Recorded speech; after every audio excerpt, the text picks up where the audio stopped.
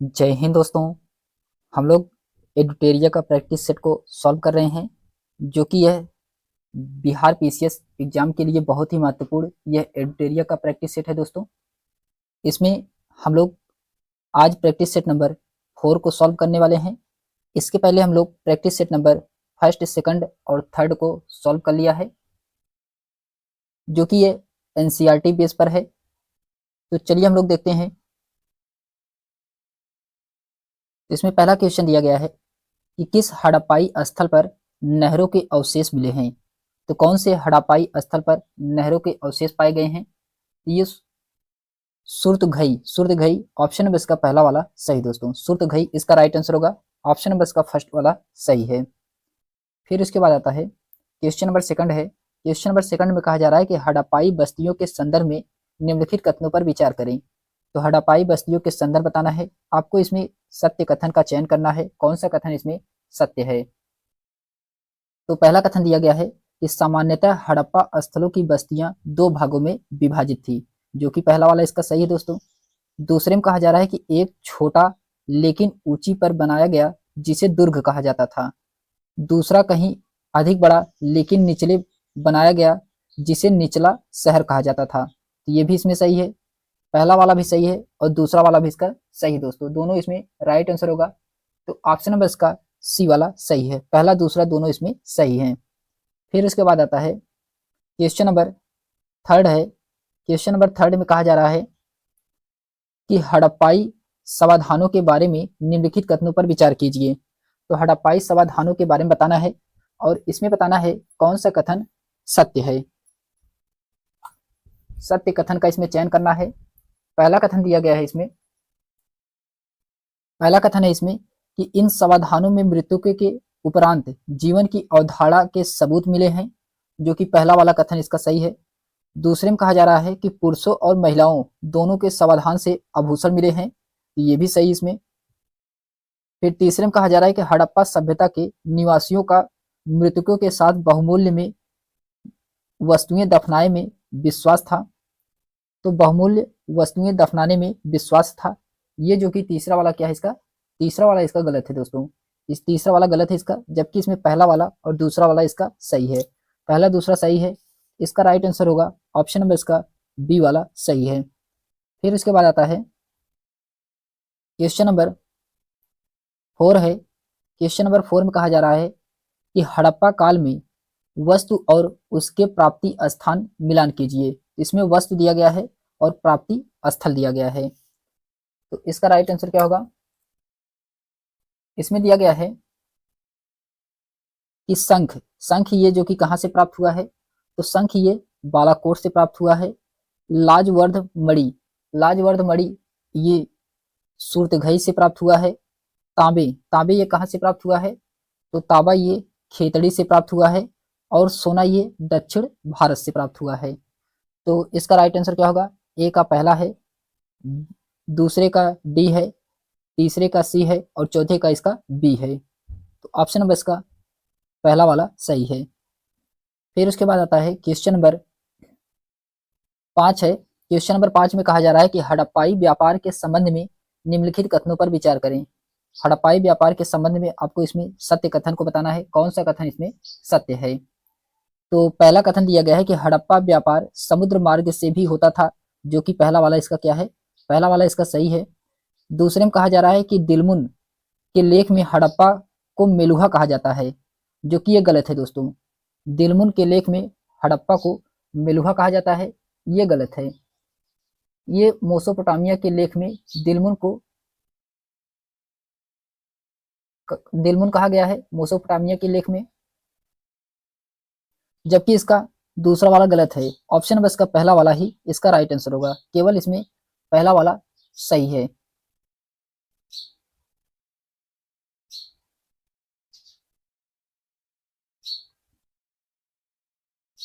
फिर इसके बाद आता है फिर इसके बाद आता है क्वेश्चन नंबर 6 है। क्वेश्चन नंबर 6 में कहा जा रहा है कि हड़प्पाई बाटों के संदर्भ में निम्नलिखित कथनों पर विचार कीजिए। तो हड़प्पाई बाटों के संदर्भ बताना है, निम्नलिखित कथनों पर विचार करना है, इसमें कौन सा कथन सही है। तो पहला कथन दिया गया है कि बाट सेलखड़ी नामक पत्थर से बनाए जाते थे, जो कि ये गलत है दोस्तों। दूसरे में कहा जा रहा है कि इन बाटों के निचले मानदंड दशमलव में थे, जबकि ऊपरी मानदंड द्वि आधारित प्रणाली का अनुसरण करते थे। तो ये भी इसमें गलत है, दोनों इसमें गलत है दोस्तों। ऑप्शन नंबर इसका डी वाला राइट आंसर होगा। ना तो पहला सही है और ना ही दूसरा सही है इसका। फिर उसके बाद आता है क्वेश्चन नंबर 7 है कि हड़प्पा सभ्यता के अंत होने के संदर्भ में असत्य कथन का चयन करना है। तो इसमें असत्य कथन बताना है, कौन सा कथन असत्य है। तो दिया गया है कि नई बस्तियों में आबादी बढ़ने लगी थी, जो कि ये सही है। हड़प्पा स्थलों के भौतिक सांस्कृतिक में बदलाव आया था, ये भी सही है। एक सुदृढ़ एकीकरण तत्व का अंत हो गया था, ये भी सही है। हड़प्पाई बस्तियों की संख्या कम हुई, ये जो कि इसका गलत है दोस्तों। ऑप्शन नंबर इसका सी वाला यही इसका राइट आंसर होगा। ऑप्शन नंबर इसका डी वाला यही इसका राइट आंसर होगा। हड़प्पाई बस्तियों की संख्या में कमी हुई। फिर उसके बाद आता है क्वेश्चन नंबर 8 है। क्वेश्चन नंबर 8 में कहा जा रहा है कि the story of Indian archaeology किसने लिखी थी। तो the story of Indian archaeology ये लिखा गया है दोस्तों एस एन राव के द्वारा। एस एन राव के द्वारा। ऑप्शन में इसका पहला वाला सही है, एस एन राव इसका राइट आंसर होगा। फिर उसके बाद आता है क्वेश्चन नंबर 9 है। क्वेश्चन नंबर 9 में कहा जा रहा है कि खोजकर्ता और उनसे संबंधित स्थल का मिलान कराइए। तो खोजकर्ता दिया गया है और हड़प्पाई स्थल दिया गया है। तो इसमें एस आर राव के द्वारा क्या खोजा गया था, तो लोथल खोजा गया था। बीबी लाल के द्वारा क्या खोजा गया था, तो ये कालीबंगन खोजा गया था। एम आर मुगल के द्वारा क्या खोजा गया, तो ये बहावलपुर। और आर एस विशिष्ट के द्वारा ये धौलावीरा। तो इसका राइट आंसर क्या होगा, ए का बी है, दूसरे का ए है, और सी का डी है, और चौथे का सी है। ऑप्शन नंबर इसका बी वाला, ऑप्शन नंबर इसका पहला वाला सही दोस्तों। फिर उसके बाद आता है क्वेश्चन नंबर 10 है। क्वेश्चन नंबर 10 में कहा जा रहा है कि ब्राह्मणी और खरोष्टी लिपियों का अर्थ सर्वप्रथम किसने निकाला। तो ब्राह्मणी और खरोष्टी लिपियों का अर्थ सर्वप्रथम किसने निकाला था, यह निकाला गया था जेम्स प्रिंसिप के द्वारा। जेम्स प्रिंसिप के द्वारा।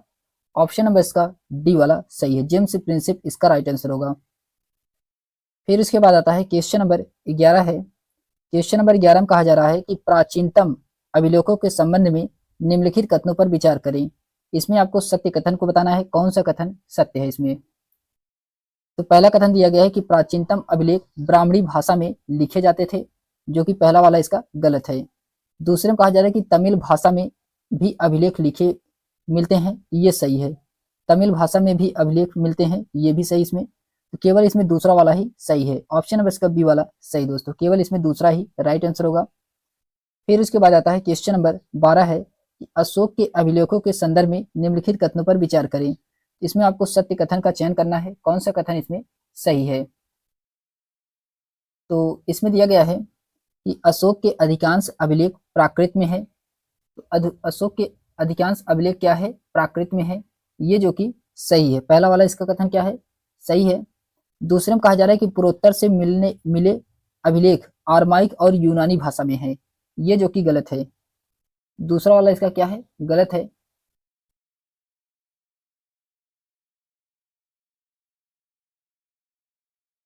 तो इसका राइट आंसर क्या होगा, ऑप्शन नंबर इसका पहला वाला सही, केवल इसमें पहला वाला ही सही है। फिर उसके बाद आता है क्वेश्चन नंबर 13 है कि मौर्य साम्राज्य के राजनीतिक केंद्र में कौन सम्मिलित नहीं था।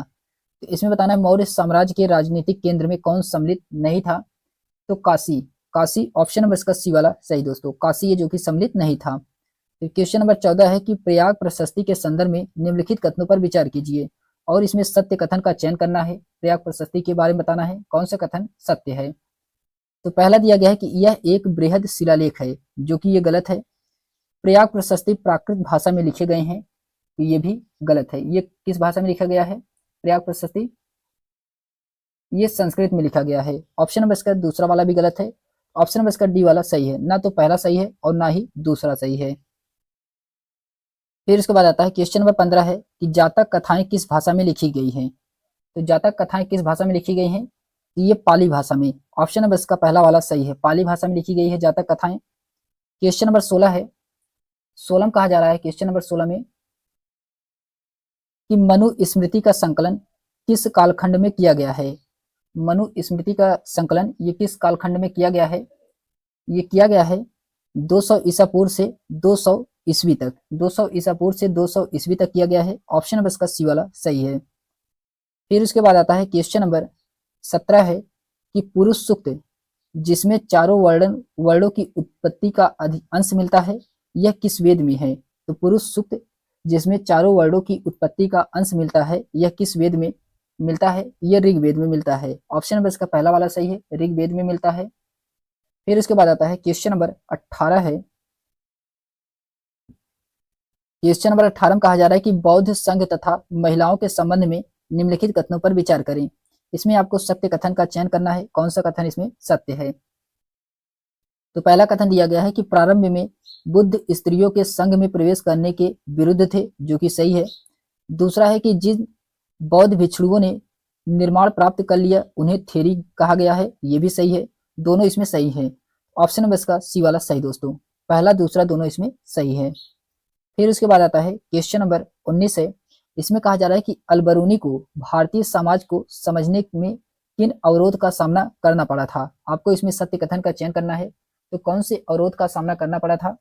तो इनको भाषा और धार्मिक अवस्था और प्रथा से भिन्नता, जबकि धन की कमी, ये गलत है। तो पहला और दूसरा इसका सही है। ऑप्शन नंबर इसका बी वाला सही है।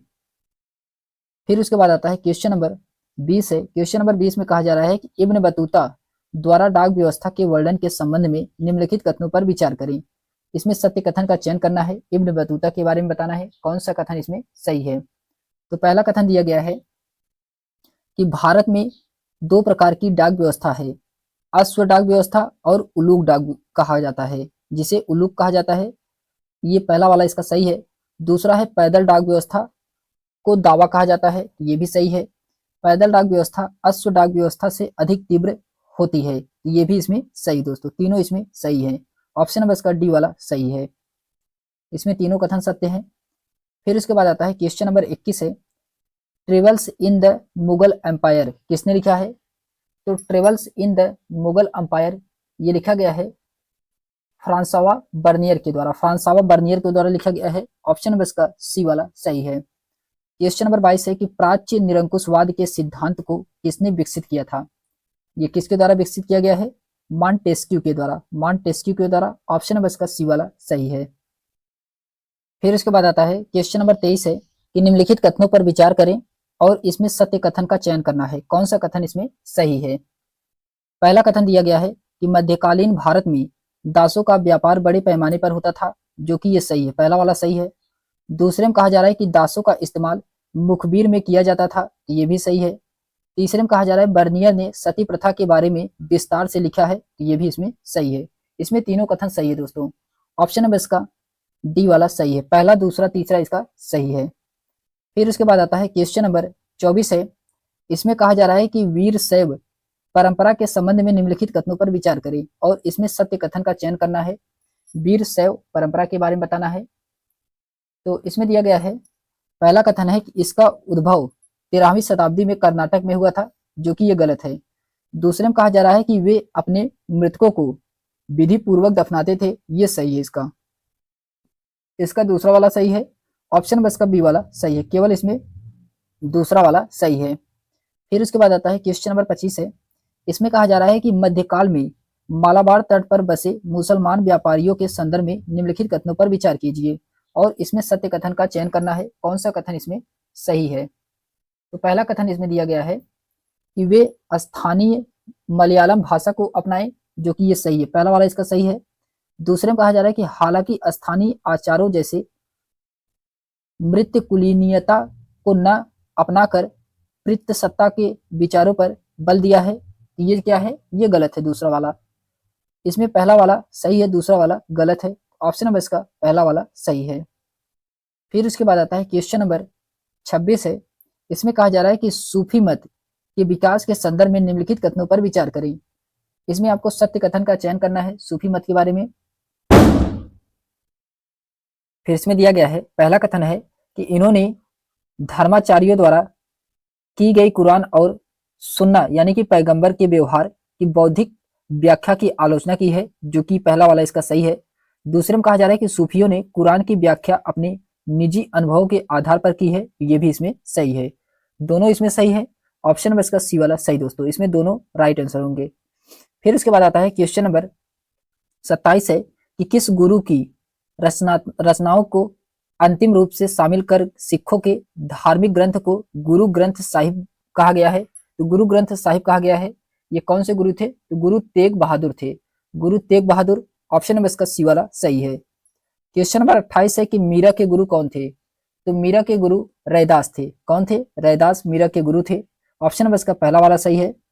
फिर उसके बाद आता है क्वेश्चन नंबर 29 है कि हम्पी के भृगुवाशेष की खोज किसने की थी? तो हम्पी के भृगुवाशेष की खोज ये किसके द्वारा किया गया था? ये किया गया था कालीन मैकांजी के द्वारा। कालीन मैकांजी के द्वारा, ऑप्शन नंबर इसका बी वाला सही है। क्वेश्चन नंबर 30 है कि कृष्णदेव राय ने अपने मां के नाम पर किस नगर की स्थापना की थी? ये किया था दोस्तों नागलपुरम। नागलपुरम, ऑप्शन नंबर इसका डी वाला सही है। नागलपुरम इसका राइट आंसर होगा। फिर इसके बाद आता है क्वेश्चन नंबर 31 है कि मुगल काल में किसानों के संदर्भ में निम्नलिखित कथनों पर विचार करें। इसमें पहला कथन दिया गया है कि मुगल काल के भारतीय फारसी स्रोत किसान के लिए आमतौर पर मुजरियान शब्द का इस्तेमाल करते थे, जो कि ये क्या है? सही है।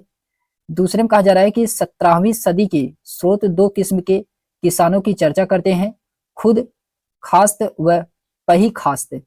ये दूसरा वाला भी सही है। तीसरे में कहा जा रहा है कि पही कास्त वे खेतिहर थे जो दूसरे गांव से ठेके पर खेती करने आते थे। तो ये भी सही, इसमें तीनों इसमें कथन सही दोस्तों। तो ऑप्शन बस का डी वाला सही है। पहला, दूसरा, तीसरा इसका राइट आंसर होगा। फिर उसके बाद आता है क्वेश्चन नंबर 32 है। इसमें कहा जा रहा है कि मुगल कालीन ग्राम पंचायत के संदर्भ में निम्नलिखित कथनों पर विचार कीजिए। आपको इसमें सत्य कथन का चयन करना है, कौन सा कथन इसमें सही है। तो पहला कथन दिया गया है कि सामान्यतः पंचायत में विभिन्न जातियों के लोग रहते थे, जो कि ये क्या है? सही है। पहला वाला इसका सही है। दूसरे में कहा जा रहा है कि सार्वजनिक कार्यों के लिए एक ग्राम कोष होता था, तो ये भी इसमें सही है। इसमें दोनों कथन सही है। ऑप्शन नंबर इसका सी वाला सही दोस्तों। पहला, दूसरा दोनों इसमें सही है। फिर उसके बाद आता है क्वेश्चन नंबर 33 है कि असम में पायक कौन थे? तो असम में पायक कौन थे इसको बताना है। तो असम में पायक जमींदार के बदले सैनिक सेवा देने वाले थे। जमीन के बदले सैनिक सेवा देने वाले थे। ऑप्शन नंबर इसका पहला वाला सही है। जमीन के बदले सैनिक सेवा देने वाले थे पायक। फिर उसके बाद आता है क्वेश्चन नंबर 34 है। 34 में कहा जा रहा है कि मुगल कालीन राजस्व कर के संबंध में निम्नलिखित कथनों पर विचार करें। तो इसमें सत्य कथन का चयन करना है, कौन सा कथन इसमें सही है। पहला कथन दिया गया है कि कर के लिए निर्धारित रकम को जमा कहा जाता था, जो कि पहला वाला इसका सही है। दूसरे में कहा जा रहा है कि अमील गुजार राजस्व कर वसूलने का कार्य करता था, ये भी सही है। दूसरा वाला भी इसका सही है। तीसरे में कहा जा रहा है कि खेतिहर नगद भुगतान द्वारा ही कर अदा कर सकता था, ये जो कि गलत है दोस्तों। तीसरा वाला इसका गलत है, जबकि पहला, दूसरा इसका सही है। ऑप्शन नंबर इसका पहला वाला सही है। फिर उसके बाद आता है क्वेश्चन नंबर 35 है। क्वेश्चन नंबर 35 में कहा जा रहा है कि इस्तमरारी बंदोबस्त के बाद कुछ प्रारंभिक दशकों में जमींदार अपनी राजस्व मांग को अदा करने में बराबर कोताही करते रहे। इसके कारणों के संदर्भ में असत्य कथन का इसमें चयन करना है। आपको बताना है इसमें कौन सा कथन असत्य है। तो असत्य कथन है दोस्तों कि राजस्व का निर्धारण फसल की उपज के अनुसार बदलता था, जिसे उन्हें सूर्यास्त कानून के तहत राजस्व चुकाने में कठिनाई होती थी। ये गलत है दोस्तों, इसमें सी वाला ही इसका राइट आंसर होगा। यही इसमें असत्य कथन है। फिर उसके बाद आता है क्वेश्चन नंबर 36 है। क्वेश्चन नंबर 36 में कहा जा रहा है कि कंपनी ने जमींदारों को नियंत्रित करने के लिए क्या क्या प्रयास किया है। इसमें सत्य कथन का चयन करना है। तो कौन कौन से प्रयास किया है इसके बारे में बताना है। पहला कहा जा रहा है कि जमींदारों की सैन्य टुकड़ियों को भंग कर दिया गया, जो कि ये सही है। पहला वाला इसका सही है। दूसरे में कहा जा रहा है कि सीमा शुल्क बढ़ा दिया गया, ये गलत है। दूसरा वाला इसका गलत है। तीसरे में कहा जा रहा है कि स्थानीय न्याय और स्थानीय पुलिस की व्यवस्था करने की शक्ति छीन ली गई, ये सही इसका। तीसरा वाला इसका सही है। इसमें पहला और तीसरा सही है। तो ऑप्शन नंबर इसका सी वाला सही है। केवल इसमें पहला और तीसरा सही है। फिर उसके बाद आता है क्वेश्चन नंबर 37 है कि जोतदार किन्हें कहा जाता था। तो जोतदार किन्हें कहा जाता था, ये धनी किसानों के वर्गों को, धनी किसानों के वर्गों को कहा जाता था। ऑप्शन नंबर इसका पहला वाला सही है, धनी किसानों के वर्गों को कहा जाता था। फिर उसके बाद आता है क्वेश्चन नंबर 38 है, इसमें कहा जा रहा है कि ब्रिटिश अधिकारियों ने संथालों को जंगल महलों में बसने का निमंत्रण क्यों दिया। इसमें असत्य कथन का चयन करना है। इसमें कौन से कथन असत्य है, तो इसमें असत्य है दोस्तों, संथाल अंग्रेजों के लिए वन आपदा सुरक्षित रखते हुए खेती कर सकते थे, ये जो कि गलत है। ऑप्शन नंबर डी वाला यही इसका गलत है, ऑप्शन नंबर डी वाला यही इसका राइट आंसर होगा। फिर उसके बाद आता है क्वेश्चन नंबर 39 है कि राजमहल की तलहटी में किस वर्ष एक काफी के बड़े इलाकों को दामनी ई कोह के रूप में सीमांकित किया गया है। ये किस वर्ष किया गया था, ये किया गया था दोस्तों 1832 में। 1832 में ऑप्शन नंबर इसका बी वाला सही है, 1832 इसका राइट आंसर होगा। फिर इसके बाद आता है क्वेश्चन नंबर 40 है कि पहाड़ियां लोग खेती के लिए अपने तरीके यानी कि झूम खेती को आगे सफलतापूर्वक क्यों नहीं चला सके। इसमें सत्य कथन का चयन करना है। तो इसमें दिया गया है, पहला कथन है कि संथालों को राजमहल की पहाड़ियों पर बसने के कारण, जो कि पहला वाला सही है। दूसरे में कहा जा रहा है कि सर्वाधिक उर्वर जमीनों के लिए दुर्लभ हो जाने के कारण, ये भी इसमें सही है, दोनों इसमें कथन सही है। ऑप्शन नंबर इसका सी वाला राइट आंसर होगा दोस्तों, पहला दूसरा दोनों इसमें सही है। फिर इसके बाद आता है क्वेश्चन नंबर 41 है कि परिसीमन कानून के संबंध में निम्नलिखित कथनों पर विचार कीजिए। इसमें सत्य कथन का चयन करना है परिसीमन कानून के संदर्भ में। तो पहला दिया गया है कि इसे अंग्रेजों ने 1859 में रैयत को ऋणदाताओं के शोषण से बचाने के लिए पारित किया था, जो कि सही है। दूसरे में कहा जा रहा है, इसमें कहा गया कि ऋणदाता और रैयत के बीच हस्ताक्षरित ऋणपत्र केवल 3 वर्षों के लिए ही मान्य होगी, ये भी इसमें सही है, दोनों कथन इसमें सही है। तो ऑप्शन नंबर का सी वाला ये राइट आंसर होगा दोस्तों, इसमें दोनों कथन सही है। फिर उसके बाद आता है क्वेश्चन नंबर 42 है, इसमें कहा जा रहा है कि दक्कन दंगा रिपोर्ट किस वर्ष ब्रिटिश पार्लियामेंट में पेश की गई थी। तो दक्कन दंगा रिपोर्ट ये ब्रिटिश पार्लियामेंट में कब प्रस्तुत किया गया था, तो 1878 को। कब प्रस्तुत किया गया था, तो 1878 को किया गया था। ऑप्शन नंबर इसका सी वाला सही है, 1878 इसका राइट आंसर होगा। फिर उसके बाद आता है क्वेश्चन नंबर 43 है, 1857 की क्रांति के समय छोटा नागपुर स्थित सिंह भूमि में कोल आदिवासियों का नेतृत्व किसने किया था। तो कोल आदिवासियों का नेतृत्व गोनू के द्वारा किया गया था। ऑप्शन नंबर इसका पहला वाला सही है, गोनू इसका राइट आंसर होगा। फिर उसके बाद आता है क्वेश्चन नंबर 44 है, ये गिलास फल एक दिन हमारे मुंह में आकर गिरेगा। इस कथन के संदर्भ में निम्नलिखित कथनों पर विचार कीजिए। आपको इसमें सत्य कथन को बताना है, कौन सा कथन इसमें सत्य है। तो पहला कहा जा रहा है कि इसमें यह कथन लॉर्ड कैनिंग का है, जो कि गलत है। यह कथन लॉर्ड कैनिंग का है, गलत है, ये लॉर्ड डलहौजी का कथन है। दूसरे में कहा जा रहा है यह भारतीय साम्राज्य के संदर्भ में बोला गया था। तो भारतीय साम्राज्य के संदर्भ में बोला गया था, ये भी इसमें क्या है, गलत है। ये किसके बारे में कहा गया था, कि ये अवध की रियासत के बारे में कहा गया था, ये भी इसमें गलत है, दोनों इसमें गलत है। ऑप्शन नंबर इसका डी वाला सही है, न तो पहला सही है और ना ही इसमें दूसरा सही है। फिर उसके बाद आता है क्वेश्चन नंबर 45 में कहा जा रहा है कि सहायक संधि के संदर्भ में असत्य कथन का चयन करना है। सहायक संधि के संदर्भ में कौन सा कथन इसमें असत्य है।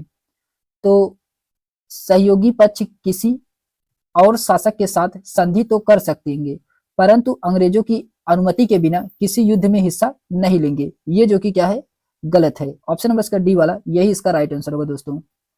फिर उसके बाद आता है क्वेश्चन नंबर 46 है, इसमें कहा जा रहा है कि देह से जान जा चुकी थी, शहर की काया बेजान थी, यह कथन किस संदर्भ में कहा गया है।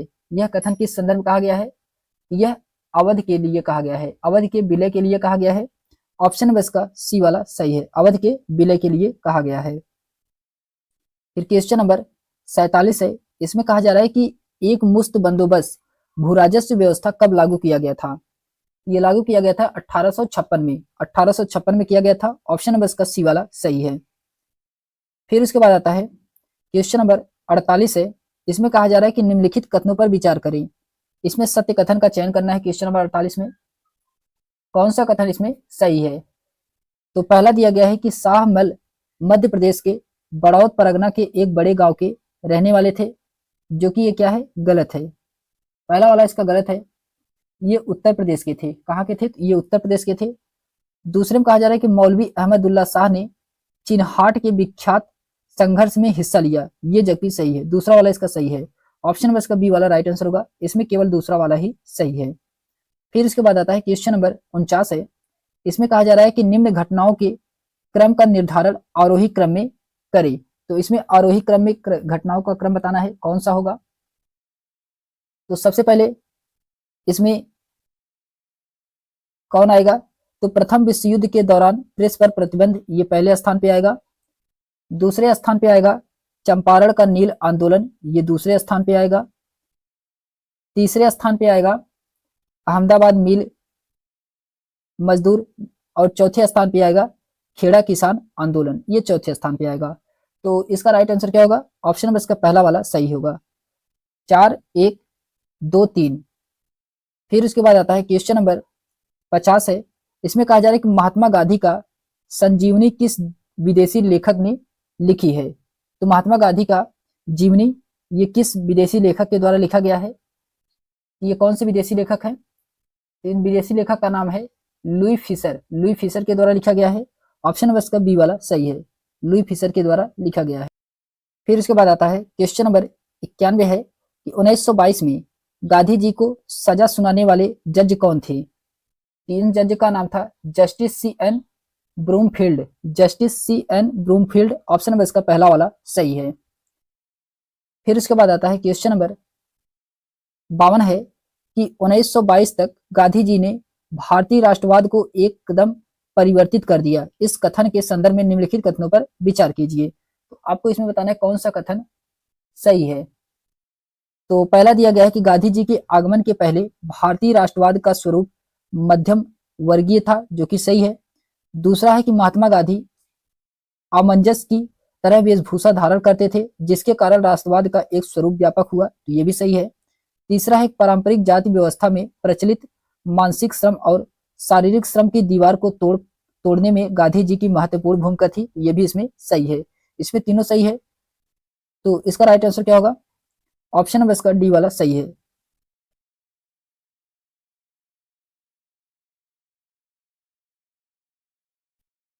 फिर इसके बाद आता है क्वेश्चन नंबर 53 है कि 1929 की कांग्रेस के वार्षिक अधिवेशन के संदर्भ में निम्नलिखित कथनों पर विचार कीजिए। इसमें असत्य कथन का चयन करना है। कौन सा कथन असत्य है इसमें? तो पहला कथन दिया गया है कि यह अधिवेशन जवाहरलाल नेहरू की अध्यक्षता में लखनऊ में किया गया था, जो कि ये क्या है? गलत है दोस्तों।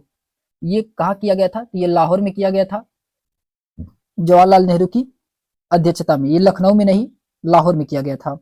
ऑप्शन नंबर इसका पहला वाला असत्य है दोस्तों। दूसरे में कहा जा रहा है कि इस अधिवेशन में पूर्ण स्वराज की घोषणा की गई थी, जो कि ये सही है। दूसरा वाला क्या है? सही है, जबकि पहला वाला क्या है? इसका गलत है। ऑप्शन नंबर इसका पहला वाला सही दोस्तों इसका। इसमें ऑप्शन नंबर केवल पहला वाला ही असत्य कथन है। फिर उसके बाद आता है क्वेश्चन नंबर 54 है। क्वेश्चन नंबर 54 में कहा जा रहा है कि दांडी यात्रा के संदर्भ में निम्नलिखित कथनों पर विचार कीजिए। इसमें कौन सा कथन असत्य है दांडी यात्रा के संदर्भ में? पहला कथन दिया गया है कि इस यात्रा को यूरोप और अमेरिकी प्रेस ने व्यापक कवरेज दी थी, जो कि ये सही है, पहला वाला इसका सही है। दूसरे में कहा जाता है यह पहली राष्ट्रवादी गतिविधि थी जिसमें औरतों ने भी बढ़ चढ़कर हिस्सा लिया था, तो ये भी इसमें सही है। दोनों इसमें सही है, कोई भी कथन इसमें असत्य नहीं है। इसका राइट आंसर क्या होगा? ऑप्शन नंबर इसका डी वाला सही दोस्तों। ना तो इसमें पहला वाला गलत है, ना ही दूसरा वाला। फिर उसके बाद आता है क्वेश्चन नंबर 55 है। 55 में कहा जा रहा है कि दूसरा गोलमेज सम्मेलन किस वर्ष लंदन में आयोजित हुआ था? तो दूसरा गोलमेज सम्मेलन ये 1931 में हुआ था। कब हुआ था? 1931 में आयोजन किया गया था। ऑप्शन नंबर इसका बी वाला सही है। फिर उसके बाद आता है क्वेश्चन नंबर 56 है कि वर्ष 1937 में हुए प्रांतीय चुनाव के संदर्भ में निम्नलिखित कथनों पर विचार कीजिए। इसमें आपको सत्य कथन का चयन करना है। कौन सा कथन इसमें सत्य है? तो पहला वाला कथन दिया गया इसमें कि ये चुनाव 1935 में नए गवर्नमेंट ऑफ इंडिया एक्ट में समिति प्रतिनिधित्व शासन व्यवस्था को घोषणा के आधार पर हुआ था, जो कि ये क्या है, पहला वाला सही है। दूसरे में कहा जा रहा है कि वयस्क मताधिकार के आधार पर हुए चुनाव में कांग्रेस को 11 में से 8 प्रांतों में सफलता मिली थी। दूसरा वाला क्या है इसका, दूसरा वाला इसका गलत है दोस्तों। फिर उसके बाद आता है इसमें कौन सा कथन सही है, ऑप्शन नंबर इसका केवल पहला वाला ही इसका राइट आंसर होगा। फिर उसके बाद आता है क्वेश्चन नंबर 57 है कि क्रिप्स मिशन के संबंध में निम्नलिखित कथनों पर विचार कीजिए। इसमें सत्य कथन का चयन करना है। क्रिप्स मिशन के बारे में बताना है कौन सा कथन सत्य है। तो पहला दिया गया है कि 1942 में चर्चिल ने भारत को युद्ध में शामिल करने के लिए अपने एक मंत्री सर स्टैफर्ड क्रिप्स को भारत भेजा था। तो सर स्टैफर्ड क्रिप्स को ये भारत भेजा था, जो कि ये गलत है। पहला वाला क्या है इसका गलत है। दूसरा वाला है कि अंग्रेजों की मांग थी कि वायसराय को सबसे पहले अपनी कार्यकारी परिषद में किसी भारतीय को एक रक्षा सदस्य के रूप में नियुक्त करना चाहिए, जो कि दूसरा वाला क्या है इसका सही है। दूसरा वाला इसका सही है, पहला वाला इसका गलत था। ऑप्शन नंबर इसका बी वाला सही, केवल इसमें दूसरा वाला ही राइट आंसर होगा। फिर उसके बाद आता है क्वेश्चन नंबर 58 है, जिन्ना ने पाकिस्तान की स्थापना के लिए प्रत्यक्ष कार्यवाही दिवस किस दिन निर्धारित किया था। तो प्रत्यक्ष कार्यवाही दिवस ये कब मनाया गया था, ये मनाया गया था 16 अगस्त 1946 को। 16 अगस्त 1946 को ऑप्शन नंबर इसका बी वाला सही है। फिर उसके बाद आता है क्वेश्चन नंबर 59 है कि जवाहरलाल नेहरू ने तथा संविधान सभा के संदर्भ में निम्नलिखित कथनों पर विचार कीजिए। जवाहरलाल नेहरू तथा संविधान सभा के संदर्भ में बताना है, इसमें कौन सा कथन सही है। तो पहला कथन दिया गया है कि 13 दिसंबर 1946 को जवाहरलाल नेहरू ने संविधान सभा में उद्देश्य प्रस्ताव पेश किया था, जो कि सही है। दूसरे में कहा जा रहा है कि नेहरू ने ही तिरंगे झंडे का प्रस्ताव पेश किया था, ये भी इसमें सही है। तो इसमें दोनों कथन सही है। ऑप्शन नंबर इसका सी वाला सही है, पहला दूसरा दोनों इसमें सही है। फिर इसके बाद आता है क्वेश्चन नंबर 60 है। क्वेश्चन नंबर 60 में कहा जा रहा है कि भारत सरकार अंतरिम के संवैधानिक सलाहकार कौन थे। तो भारत सरकार अंतरिम के संवैधानिक सलाहकार कौन थे, बी एन राव थे। कौन थे, बी एन राव थे। ऑप्शन नंबर इसका पहला वाला सही है, बी एन राव इसका राइट आंसर होगा। क्वेश्चन नंबर 61 है कि भारत सरकार अंतरिम के मुख्य योजनाकार कौन थे। तो मुख्य योजनाकार S N Mukherjee, S N Mukherjee थे। ऑप्शन नंबर इसका बी वाला सही है, एस एन मुखर्जी इसका राइट आंसर होगा। फिर क्वेश्चन नंबर 62 है, इसमें कहा जा रहा है कि निम्नलिखित कथनों पर विचार करें। सत्य कथन का इसमें चयन करना है, कौन सा कथन इसमें सही है। पहला कथन दिया गया है कि संविधान के मसवीदे में विषयों को 3 सूची में बनाई गई थी, केंद्र सूची, राज्य सूची और समवर्ती सूची, जो कि पहला वाला इसका क्या है सही है। दूसरे में कहा जा रहा है खनिज पदार्थों के विषय में राज्य सूची के अंतर्गत रखा गया था, ये जो कि क्या है गलत है। तीसरे में कहा जाए अनुच्छेद 356 में गवर्नर की सिफारिश पर केंद्र सरकार को राज्य सरकारें के सारे अधिकार अपने हाथों में लेने का अधिकार है, ये इसमें सही है। तीसरा वाला सही है, इसका पहला और तीसरा सही है दोस्तों, पहला तीसरा इसका राइट आंसर होगा। तो ऑप्शन नंबर इसका सी वाला सही है, पहला तीसरा इसका सही है। फिर क्वेश्चन नंबर 63 है, इसमें कहा जा रहा है कि संविधान में वर्णित कर व्यवस्था के संबंध में निम्नलिखित कथनों पर विचार करें। इसमें सत्य कथन का चयन करना है, कौन सा कथन इसमें सही है।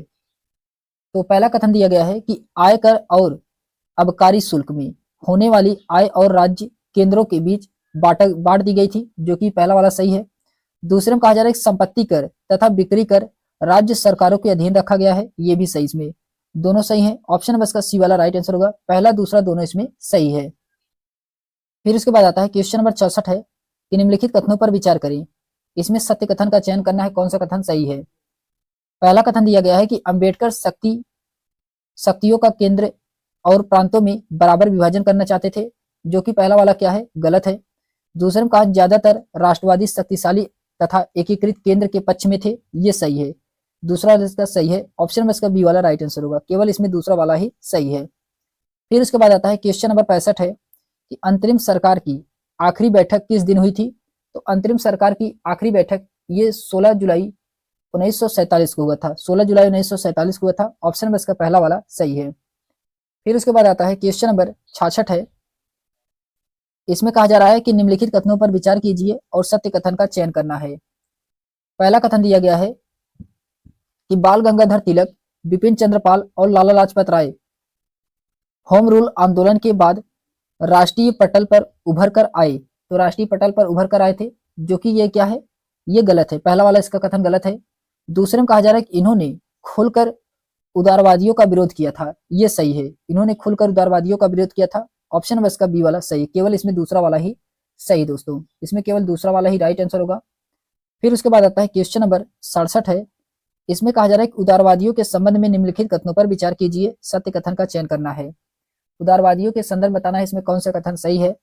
पहला दिया कि ये क्रमिक व लगातार प्रयास करते रहने के विचार का हिमायती थे, जो कि पहला सही है। दूसरे में कहा जा रहा है कि मोहम्मद अली जिन्ना एक उदारवादी नेता थे, ये भी इसमें सही है, दोनों सही है। ऑप्शन नंबर इसका सी वाला राइट आंसर होगा। फिर उसके बाद आता है क्वेश्चन नंबर 68 में कहा जा रहा है कि कैबिनेट मिशन के संदर्भ में निम्नलिखित कथनों पर विचार कीजिए, कौन सा कथन इसमें सही है, इसके बारे में बताना है।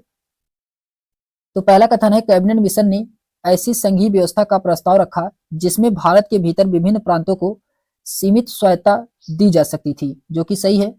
दूसरे में कहा जा रहा है कि कांग्रेस तथा मुस्लिम लीग दोनों ने इसे अस्वीकार कर दिया था, ये भी इसमें सही है, दोनों इसमें सही है, पहला और दूसरा इसमें दोनों सही है। फिर उसके बाद आता है क्वेश्चन नंबर 69 है कि trail of retires trail of tears के संबंध में निम्नलिखित में से किस घटना से है, ये कौन सी घटना से है। तो ये है दोस्तों अमेरिकी मूल निवासियों के जबरन विस्थापन से, अमेरिकी मूल निवासियों के जबरन विस्थापन से। ऑप्शन नंबर इसका सी वाला सही है। फिर उसके बाद आता है क्वेश्चन नंबर 70 है। इसमें कहा जा रहा है कि 18वीं सदी के यूरोपीय के संदर्भ में निम्नलिखित कथनों पर विचार करें, इसमें कौन सा कथन सही है, इसके बारे में बताना है। पहला दिया गया है कि पश्चिम यूरोप के लोग सभ्य मनुष्य की पहचान साक्षरता, संगठित धर्म और शहरीपन के आधार पर ही करते थे, जो कि सही है। दूसरे में कहा जाए ब्रिटिश दार्शनिक जैंक रूसो सभ्यता के इस मापदंड को विकृत मानते थे, ये गलत है। दूसरा वाला इसका क्या है, गलत है, जबकि इसमें पहला वाला सही है। ऑप्शन नंबर इसका ए वाला राइट आंसर होगा, केवल इसमें पहला वाला ही कथन सही है दोस्तों।